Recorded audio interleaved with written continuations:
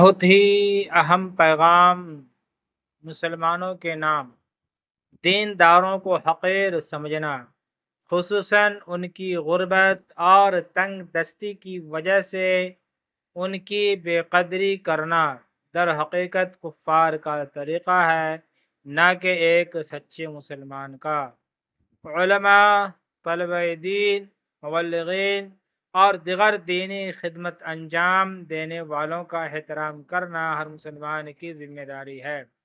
اگر ان کی مالی مدد یا چندہ دینا بھی ہو تو انہیں بار بار چکر لگوانا، ترش روئی اور ناگواری کا اظہار کرنا اور پھر مدد کرنے کے بعد انہیں اپنا احسان مند یا گویا اپنا تابع سمجھنا، یہ اسلامی اخلاق کے سراسر خلاف ہے۔